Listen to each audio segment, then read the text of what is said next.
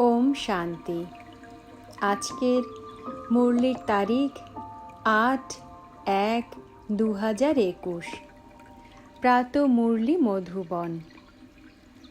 মিষ্টি বাচ্চারা, তোমাদেরকে এই নেশা রাখতে হবে যে আমি ব্রাহ্মণ তথা দেবতা হচ্ছি।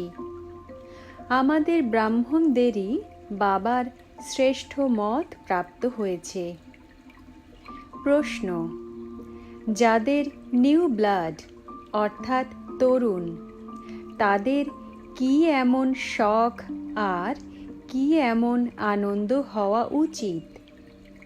উত্তর: এই দুনিয়া যেটা পুরনো আয়রন এজেড হয়ে গেছে, তাকে নতুন গোল্ডেন এজেড বানানোর, পুরনো থেকে নতুন বানানোর শখ হওয়া চাই। কন্যাদের হলো নিউ ব্লাড, তাই নিজেদের সমবয়সীদেরকেও ওঠাতে হবে। এই নেশা সর্বদা বজায় রাখতে হবে। ভাষণ করার সময়ও অনেক আনন্দ হওয়া চাই। ধারণার জন্য মুখ্য সার: ১. শ্রী শ্রী শিব বাবার শ্রেষ্ঠ মতে চলে নিজেকে শ্রেষ্ঠ বানাতে হবে। শ্রীমতে মনমত মিক্সড করো না। ঈশ্বরীয় পড়ার নেশায় থাকতে হবে। ২.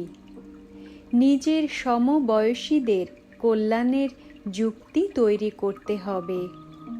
সকলের প্রতি শুভ কামনা রেখে পরস্পরকে সত্যিকারের সম্মান দিতে হবে। অবিশ্বাস্যযোগ্য সম্মান নয়। বরদান: আধ্যাত্মিক এক্সারসাইজ আর স্বনিয়ন্ত্রণ দ্বারা পরিশোধনের অনুভব করে ফরিস্তা হও। ব্যাখ্যা: বুদ্ধির পরিশোধন বা হালকা ভাব হল ব্রাহ্মণ জীবনের ব্যক্তিত্ব।